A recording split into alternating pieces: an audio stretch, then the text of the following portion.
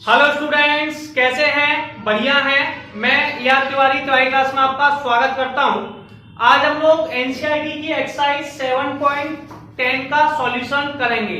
सबसे पहले हमारे पास क्वेश्चन लिखा है integral of 0 to 1 x upon x square plus 1 dx। देखिए, ये वाले न्यूमेरिकल आपको पहले से आते हैं, हम लोग पहले भी सॉल्व कर चुके हैं। बस इसमें थोड़ा सा डिफरेंस का है कि लिमिट आ चुकी है, तो हम इसे कुछ इस तरीके से कह सकते हैं, रिश्ता वही सोच नहीं। समझ में आया? रिश्ता वही सोच नहीं, इसका मतलब होता है कि हमें इंटीग्रल का पूरा पैटर्न वही फॉलो करना है, बस लिमिट को एक्स्ट्रा लगा देना है। तो हम थोड़ा समझेंगे कैसे करना है। जैसे कि इसमें डिवाइड रूल है, तो मैंने बताया था अगर एक जगह x की पावर एक ज्यादा एक जगह कम है, तो ऐसे फंक्शन को ज्यादा वाली पावर को t लेट कर लेते हैं।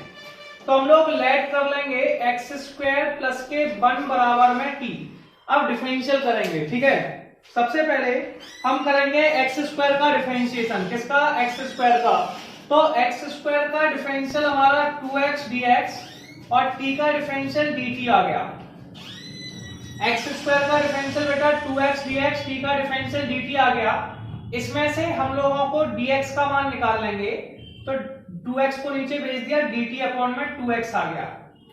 ये पूरी प्रोसेस हम पहले किया करते थे, पहले वाले न्यूमेरिकल्स में मैंने आपको बहुत सिखाए हैं। फिर आप कहेंगे चलो पहले सीख चुके तो अब नया क्या है। तो देखिए, मैंने कहा ये तो पुराना वाला रिश्ता, यानी कि रिश्ता वही। अब सोच नहीं क्या है, इस पर थोड़ी सी बात कर लेते हैं कि सोच नहीं क्या है कि भैया यहाँ पे ये लिमिट दे रखी है। पूरा क्वेश्चन x में दिया था, तो लिमिट किसकी है? x की। तो x की लिमिट हमें दी है 0 to 1। कितनी दी है? 0 to 1। अगर x की लिमिट 0 to 1 है, तो हमें लिमिट भी t के फॉर्म में चाहिए, क्योंकि हमने x स्क्वायर प्लस 1 को t जब लेट किया, तो उसी समय कसम खाई थी कि सारी की सारी वैल्यू को t में चेंज कर देंगे। इसलिए हमें लिमिट भी t के फॉर्म में चाहिए। तो t कैसे मिलने वाला है? t बराबर है हमारे पास x स्क्वायर प्लस 1। सबसे पहले हम क्या करेंगे, x की जगह 0 लिखेंगे।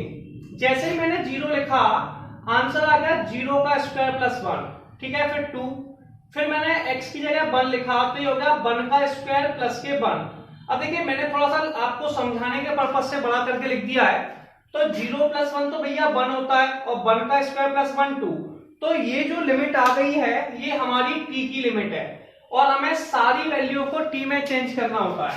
अब सुनिए, सबसे पहले मैं इस क्वेश्चन को चेंज कर रहा हूं, और मैं सारी वैल्यू को t में चेंज कर दूंगा। पहले मैं बात करता हूं लिमिट की। तो 0 से 1 थी x की, और t की लिमिट है 1 से 2। तो हम लिखेंगे t की लिमिट 1 से लेके 2 तक। x का भी मैंने मान नहीं निकाला, x को x रहने दीजिए क्योंकि कट जाएगा इससे। एक्स स्क्वायर प्लस 1 को हमने t लिखा, तो इसके बदले t लिख दिया। यहाँ पर dx है, और इस dx के बदले में लिख दिया dt अपॉन में 2x। x से x काट दिया। जैसे ही x से x काटा, हमारे पास आंसर आया इंटीग्रल ऑफ 1 से लेके 2 1 upon T dt upon 2। 1 upon 2 को बाहर ले लिया, ये बचा इंटीग्रल ऑफ 1 से 2, ठीक है। 1 अपॉन टी dt। पहले हमें बात करनी पड़ेगी कि 1 अपॉन टी का इंटीग्रल कितना होता है। तो हम सभी जानते हैं कि 1 अपॉन एक्स का इंटीग्रल log x होता है, तो 1 अपॉन टी का इंटीग्रल भैया log t हो जाएगा। हमारे पास यहाँ लिमिट है t इक्वल टू 1 से 2। ऊपर वाली लिमिट को अपर लिमिट कहते हैं, ऊपर वाली लिमिट को अपर लिमिट कहते हैं, नीचे वाली को लोअर लिमिट कहते हैं। सबसे पहले इस अपर लिमिट, ये लिमिट t की है, अपर लिमिट 2 है। इसका मतलब है जहां जहां t लिखा है, पहले आप वहां पर 2 लिख दीजिए। क्या लिख दीजिए? 2। तो आपके पास आ जाएगा 1 अपॉन 2 log 2, फिर माइनस का साइन, फिर लोअर लिमिट 1 लिख दीजिए, तो क्या आ जाएगा log 1। कई लोगों को ये पता है कि log 1 का आंसर 0 होता है, तो कई लोग ऐसे भी गायब कर देते हैं, ठीक है, ऐसे हटा देते हैं। और कई लोग ऐसे भी अप्लाई कर देते हैं कि log m माइनस के log n, जो log m अपॉन n होता है, तो 2 अपॉन 1 हो जाएगा। log 1 का आंसर 0 हो गया, तो 1 अपॉन 2 log 2, ये हमारे क्वेश्चन नंबर फर्स्ट का आंसर आ गया। चलिए अब हम लोग नेक्स्ट क्वेश्चन देखेंगे कि नेक्स्ट क्वेश्चन क्या लिखा हुआ है। क्वेश्चन लिखा है इंटीग्रल ऑफ 0 से π/2 अंडर में sin phi cos की पावर 5 pi d phi। देखिए, जब भी कभी आपके पास ये ऑड पावर है, तो ऐसे क्वेश्चंस में पावर को ब्रेक कीजिए, एक सिंगल पावर को अलग कर दीजिए। सिंगल पावर अलग करने का मतलब क्या होता है? ऐसे इसमें 5 पावर है, तो 4 पावर को अलग कर दीजिए, यानी कि cos की पावर 4 phi ठीक है, इंटू में cos फाइव, इंटू में cos फाइव डी फाइव, ये हमारे पास पावर्स हो गई। अब देखिए यहाँ पे cos की पावर 4 है, cos की पावर 4 को लिख दीजिए cos स्क्वायर का स्क्वायर, क्या लिख देंगे cos स्क्वायर का स्क्वायर अंडरूट में sin फाइव, अंडरूट में sin फाइव, cos स्क्वायर को लिख देंगे cos स्क्वायर फाइव का होल स्क्वायर इंटू में cos फाइव डी फाइव। ठीक है, अब cos स्क्वायर को हम लोग लिखते हैं 1 माइनस के sin स्क्वायर, cos स्क्वायर को क्या लिखते हैं 1 माइनस के sin स्क्वायर, तो अंडरूट में sin फाइव, cos स्क्वायर को हम लोग लिखते हैं 1 माइनस के sin स्क्वायर फाइव का square cos five D five. ठीक है, अब इसे लेट कर लीजिए, लेट क्या करना है इस पर बात करते हैं। देखिए यहाँ पे साइन है, साइन का डिफरेंशियल कॉस होता है, तो आप लेट कर लीजिए sine five equal to T. ठीक है, जैसे ही साइन फाइव को टी माना, थोड़ा सा गौर फरमाइए, साइन फाइव का differential cos five D five बराबर में आ जाएगा dt, ये हम पहले बात कर चुके हैं। cos फाइव डी फाइव यहाँ पहले से दिया हुआ है, तो मुझे वैल्यू निकालने का विचार नहीं आया, मैंने सोचा cos फाइव डी फाइव के बदले dt लिख दूंगा। ये तो हम पुराना वाला क्वेश्चन पढ़ चुके हैं, तो मैंने कहा रिश्ता वही, इसमें एक नई सोच है, तो सोच नई क्या है कि यहाँ पर जो लिमिट है वो x की लिमिट है, x की लिमिट हमारे पास है 0 टू π/2। अब हमारी जो नई प्रॉपर्टी है उस पर थोड़ा सा फोकस कर लेते हैं। t का आंसर है sin फाइव, t बराबर में है sin फाइव। अब सबसे पहले इसमें हमारे पास t बराबर x 5 दिया हुआ था, तो लिमिट 5 की है, किसकी है 5 की, तो ये लिमिट हमारी हो गई 5 की, जो 0 से π/2 है। t का आंसर है sin फाइव। सबसे पहले यहाँ पे 0 लिखेंगे, तो t का हो जाएगा बेटा सबसे पहला आंसर sin 0, कितना हो जाएगा sin 0 टू sin π/2। क्लियर है, sin 0 टू sin π/2। तो सबसे पहले हम sin 0 की बात कर लेते हैं। sin 0 का मान 0 होता है, कितना होता है 0, और sin π/2 का आंसर 1 होता है, कितना होता है 1। ठीक है, तो ये जो लिमिट है वो t की आ चुकी है। अब हम क्वेश्चन को सॉल्व करेंगे।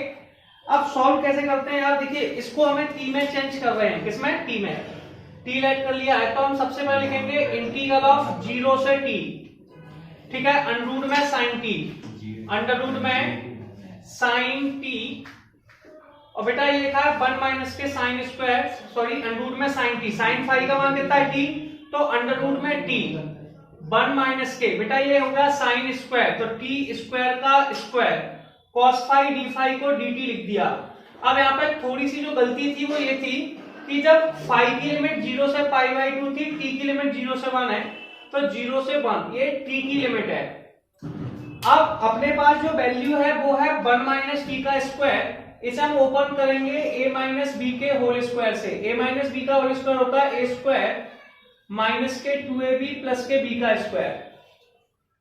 a की जगह में 1 दिया हुआ है, तो t का मान 0, a की जगह 1 दिया है, तो रूट का मतलब होता है t की पावर 1/2, 1 माइनस के 2t स्क्वायर प्लस के t की पावर 4, इसे हमने ओपन कर लिया। अब t की पावर जो 1/2 है, इसका मल्टीप्लाई आप पहली वैल्यू में, दूसरी वैल्यू में, तीसरी वैल्यू में, तीनों में करेंगे, तो इंटीग्रल ऑफ t बराबर 0 से 1, t की पावर 1/2 माइनस के 2t स्क्वायर, t की पावर 1/2, t की पावर 4, t की पावर 1/2 dt। अब थोड़ा गौर ये फरमाएंगे, देखिए यहाँ पे t की पावर 1/2 है, तो इसे ऐड करते जाइए पावर्स को, t की पावर 0 1, t की पावर 1/2, तो 1/2 है, ये पावर 2 है और ये आधी है, 2 और आधी मिला के 2.5 हो जाएगी, 2.5 को यानी कि 2.5, इसे 5/2 कहते हैं, क्या कहते हैं, तो ये आ जाएगा 2 t की पावर 5/2, ये 4 है, ये हाफ है, ये बेटा 4.5 हो जाएगी, यानी कि 9/2 dt। सबसे पहले t की पावर 1/2 का इंटीग्रल करने वाले हैं, तो t की पावर 1/2 का इंटीग्रेशन क्या होगा, t की power 1/2 plus 1, 1/2 plus 1 minus 2, t की पावर 5/2 प्लस 1, 5/2 प्लस 1, t की पावर 9/2 प्लस 1, 9/2 प्लस 1। आंसर है बेटा t बराबर 0 से 1 तक, कहां तक है 0 से 1। पहले अपर लिमिट 1 लिखेंगे, कितना लिखेंगे, अपर लिमिट 1, ठीक है, 1 लिखने पे आ जाएगा 1, क्योंकि 1 की पावर 3/2 हो गया बेटा, 1 की पावर कितनी भी हो हमेशा 1 ही होती है, तो अपॉन 3/2, माइनस 2, 1 की पावर ये हो गया बेटा 7/2 अपॉन में 7/2, और ये हो गया 1 की पावर 11/2 अपॉन में 11/2। देखिए 1 की पावर कितनी भी हो 1 होती है, डिवाइड के अपॉन वाली वैल्यू ऊपर चली जाती है, जो वैल्यू डिवाइड में है वो वैल्यू कहां चली जाती है ऊपर, तो 2 ऊपर चला गया, 1 की पावर बेटा 1 ही है, ये भी 1 ये भी 1 ये भी 1, ठीक है, तो नीचे वाली 2 ऊपर चला गया, तो ये हो गया 2/3 माइनस 2 इंटू में ये हो गया 2/7, बेटा ये ऊपर चला गया 2/11, इनको सॉल्व करेंगे 2/3 माइनस के 4/7 प्लस के 2/11, आप इन दोनों का एलसीएम ले लीजिए, एलसीएम आ गया 21, 7 का 2 में 14 माइनस के 12 प्लस के 2/11, 14 में से गए तो 2/21 प्लस के 2/11, इनका आप मल्टीप्लाई कर लीजिए, 11 का इस तरफ कर लीजिए, एलसीएम लेंगे तो 11 का 22, कितना आ गया बेटा 11 का जब मल्टीप्लाई किया तो आपके पास आ गया 22 और 21 दूनी 42, ठीक है, अपॉन ये आ गया बेटा दोनों का मल्टीप्लाई 21 इंटू में 11, इनको हम ऐड कर देंगे तो आ गया 64, 2 प्लस 4 64, 2 का 2 में क्या है 21, 11 का मल्टीप्लाई बेटा 21 में करने वाले हैं तो 11 और 22 यानी कि 1, सॉरी ठीक है 21 में कर रहे हैं 1 और ये हो गया 3, 231, कितना 231, तो आंसर आ गया 64 अपॉन में 231 और ये हमारा आंसर है। चलिए अब हम लोग नेक्स्ट क्वेश्चन देखेंगे, क्या लिखा हुआ है, इंटीग्रल ऑफ 0 से 1 sin inverse 2x upon 1 plus x² dx। देखिए मैं आपको पहले भी इनवर्स ट्रिग्नोमेट्री में समझा चुका हूं कि अगर किसी क्वेश्चन में 1 प्लस के x² लिखा है तो इसे इजी सॉल्व करने का सबसे बेस्ट ऑप्शन होता है ऐसे क्वेश्चन में आप पुट कर दीजिए x बराबर tan थीटा, ठीक है, इसका डिफरेंशियल कीजिए x का डिफरेंशियल dx tan x का हो जाएगा tan square theta d theta, ठीक है, कोई प्रॉब्लम है। सबसे पहले हमें क्या करना है बेटा, यहां पर लिमिट दे रखी है, ये लिमिट है x की, तो x की लिमिट है 0 to 1, अब x का मान है tan थीटा, अब आपको लिमिट्स निकालनी है, तो सबसे पहले x का मान है tan थीटा, सॉरी हाँ tan थीटा, तो इसको हम लोग इस साइड ले जाएंगे तो थीटा का आंसर हो जाएगा tan इनवर्स x, कितना हो जाएगा tan इनवर्स x। अब सबसे पहले x की जगह 0 लिखेंगे तो थीटा का आंसर आ जाएगा tan इनवर्स 0, फिर 2, फिर हम 1 लिखेंगे तो हमारा हो जाएगा tan इनवर्स 1, कितना हो जाएगा tan इनवर्स 1, पर हम सबको पता है tan इनवर्स 0 का आंसर कितना होता है 0 और tan इनवर्स 1 हमारा होता है π/4, कितना होता है π/4, तो हमारे पास जो लिमिट आ रही है वो आ रही है इंटीग्रल ऑफ 0 से π/4 sin inverse 2 tan theta upon में 1 प्लस के tan स्क्वायर थीटा, क्लियर है, dx का मान है sec square theta d theta, कोई कंफ्यूजन है। अब हमारे पास जो दूसरी प्रॉब्लम ये है कि 2 tan थीटा अपॉन में 1 प्लस के tan स्क्वायर थीटा, बेटा ये sin 2 थीटा का फॉर्मूला होता है। अब यहाँ पे जो लिमिट है वो लिमिट 0 से π/4 थीटा की है, ठीक है, बिल्कुल sin से इसको हो गया 0 से π/4, ये बेटा थीटा की लिमिट है, क्लियर है, साइन इनवर्स sin 2 थीटा, ठीक है, sec square theta d theta, sine से साइन कट गया 2 बाहर आ गया, इंटीग्रल ऑफ g थीटा 0 से π/4 अपने पास लिमिट में लिखा है और ये आ जाएगा theta sec square theta d theta. अब यहाँ पे दो x के फंक्शन आपस में मल्टीप्लाई में हैं और जब भी किसी क्वेश्चन में 2x के फंक्शन मल्टीप्लाई में होते हैं वहां पे एक रूल फॉलो करते हैं, इस रूल का नाम है आइलेट। क्या है आइलेट? आइलेट को फर्स्ट इनटू सेकंड कहते हैं। इसमें हमें क्या करना होता है, सबसे पहले इनवर्स इसमें है नहीं है, एल लॉग एन ये यानी कि अलजेब्रिक, थीटा को फर्स्ट सेक स्क्वायर को सेकंड। अब इसमें हमें रूल भी याद है और हम लोग पुरानी एक्सरसाइज में कर भी चुके हैं किस तरीके से करते हैं integral of first into second. तो हमने फॉर्मूला बताया था कि फर्स्ट इनटू सेकंड, जब भी मल्टीप्लाई रूल लगाना है पहले को छोड़ो दूसरे का इंटीग्रल माइनस पहले का डिफरेंशियल, दूसरे का इंटीग्रल और जो आंसर आएगा उसका होल इंटीग्रल।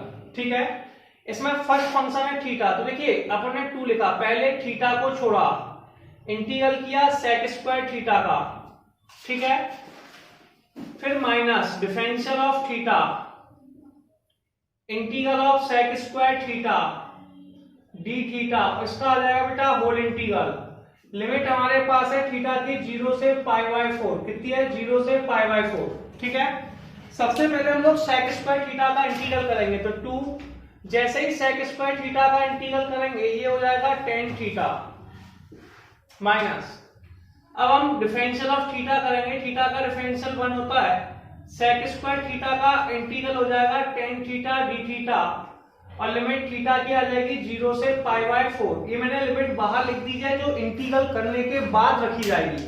अब यहाँ पर tan थीटा लिखा है, tan का इंटीग्रल करने वाले हम लोग, तो हम सबको पता है tan का इंटीग्रल कितना होता है, माइनस के log cos x theta, tan theta minus के log cos थीटा। आप चाहें तो यहाँ पे ये भी लिख सकते हैं माइनस माइनस प्लस, ये माइनस का है माइनस का है, तो दोनों प्लस के हो गए। इसमें अपर लिमिट यानी कि ऊपर वाली जो लिमिट है वो π/4 है। इसका मतलब है कि हमें सबसे पहले अपर लिमिट लिखनी होती है, जहां जहां थीटा लिखा हुआ है वहां वहां π/4 लिख देंगे, तो ये आ जाएगा 2 थीटा के बदले लिख देंगे π/4 tan π/4, ठीक है, प्लस के log cos π/4।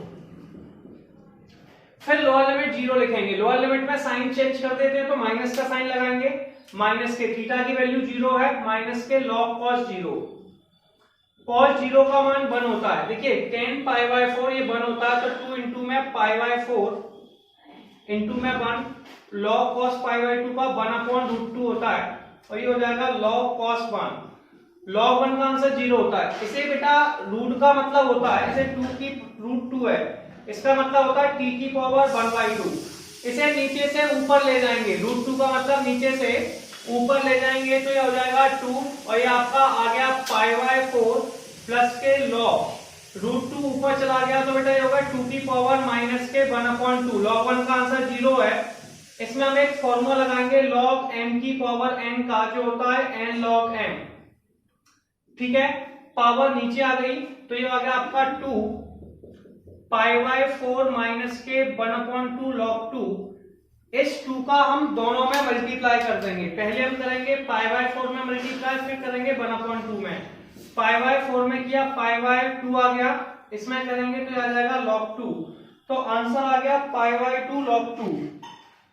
अब हम लोग नेक्स्ट क्वेश्चन देखेंगे, क्या लिखा हुआ है। क्वेश्चन लिखा है इंटीग्रल ऑफ 0 से 2x integral of x + 2 dx। इसे सॉल्व करने के दो ऑप्शन है, पहले तो लेट कर लो x + 2 को t² क्योंकि रूट में है, या फिर डायरेक्ट सॉल्व कर लेते हैं। डायरेक्ट क्या सॉल्व होता है, देखिए अंडर रूट में मेरे पास x + 2 लिखा है, तो इसे भी मैं x + 2 बना लूं, तो x + 2 ये कैसे बनेगा, इसके लिए मुझे इसमें 2 ऐड करना है, 2 सब्ट्रैक्ट करना है, ठीक है।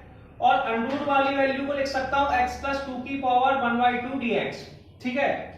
इस वैल्यू का मल्टीप्लाई सबसे पहले मैं पहली वैल्यू यानी कि x + 2 में करूंगा, फिर 2 में करूंगा, पहले इसमें फिर इसमें। जैसे ही मैंने मल्टीप्लाई किया इंटीग्रल ऑफ 0 से 2x + 2, और ये आ गया x + 2 की पावर 1/2 माइनस के 2x + 2 की पावर 1/2, ये हमारे पास सेकंड वैल्यू हो गई। ऑब्जेक्शन है किसी को? बेटा इन दोनों वैल्यूओं के बेस सेम हैं, अगर बेस सेम होते हैं तो पावर्स ऐड हो जाती हैं। क्या हो जाती हैं? पावर्स ऐड हो जाती हैं। तो इंटीग्रल ऑफ 0 से 2 x + 2, बेटा ये हो जाएगा 1 प्लस के 1/2 माइनस के 2x + 2 की पावर 1/2, ठीक है। ये हमारा नेक्स्ट हो गया। 1 + 1/2 बेटा 3/2 होता है, तो डायरेक्ट मैंने 3/2 लिख दिया। अब हम यहाँ पे इंटीग्रेशन का फॉर्मूला लगाने वाले हैं, और इंटीग्रल का फॉर्मूला होता है x की पावर n, तो ये हो जाएगा x + 2 की पावर 3/2 + 1 अपॉन में 3/2 + 1, ठीक है, माइनस के 2x + 2 की पावर 1/2 + 1 और 1/2 + 1। लिमिट हमारी आ जाएगी 0 से 2, कितनी आ जाएगी? 0 से 2। 0 से 2 जो हमारे पास है वो x की लिमिट है, किसकी? x की। अब ये 3/2 + 1 हमारा जो होता है वो 5/2 होता है। कितना होता है? 5/2, तो हमने डायरेक्ट 5/2 लिख दिया, 3/2 + 1 को 5/2 लिख दिया। 1/2 + 1 होता है बेटा 3/2, और इसको भी 3/2 लिख दिया। ये ऊपर वाली अपर लिमिट कहलाती है, नीचे वाली लोअर लिमिट कहलाती है। अपर लिमिट 2 का मतलब है जहां जहां x लिखा है वहां 2 लिखिए, पहले 2 लिखिए, तो पहले x की जगह 2 लिखा, 2 + 2 यानी कि 4 की पावर 5/2 अपॉन में 5/2। ठीक है। फिर हमने यहाँ पर लिखा, फिर अगली बार में फिर अपर लिमिट में 2 लिखा तो ये हो जाएगा 2 प्लस 2 यानी कि 4 की पावर 3/2 अपॉन में 3/2। फिर हम लगा देंगे माइनस का साइन, काय का, माइनस का।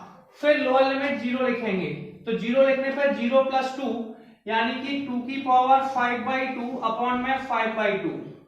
फिर यहाँ पे भी 0 लिखेंगे तो माइनस के 2 इंटू में 2 की पावर 3/2 अपॉन में 3/2। ठीक है।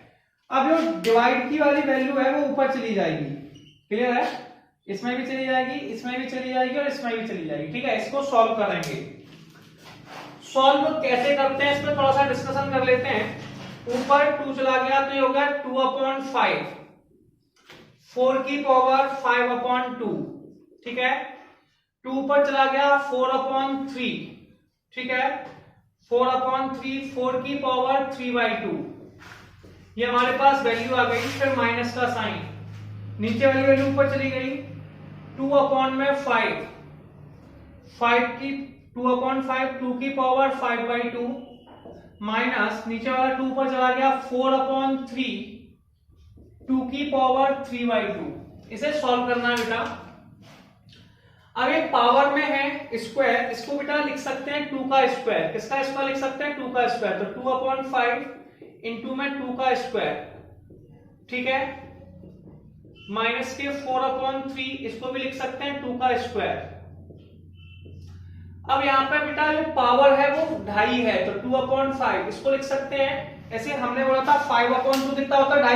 2.5 को लिख सकते हैं 2 का स्क्वायर इंटू में 2 की पावर 1/2 माइनस के 4/3, 2 की पावर 1, 2 की पावर 1/2।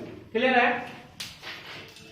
2 से 2 को कैंसिल कर दिया, 2 की पावर 5, 2 की पावर 5 होगा 32, 32 का 2 में किया 64/5 माइनस 2 से सॉरी ये 4 बाय मिस्टेक 4/3, 2 4 को लिख सकते हैं 2 का स्क्वायर 3/2, 2 से 2 काट दिया और ये हो गया 8, 8 चौक 32 है ना, सॉरी 2 की पावर 3 यानी कि 8, 8 इंटू 4 32, 32/3।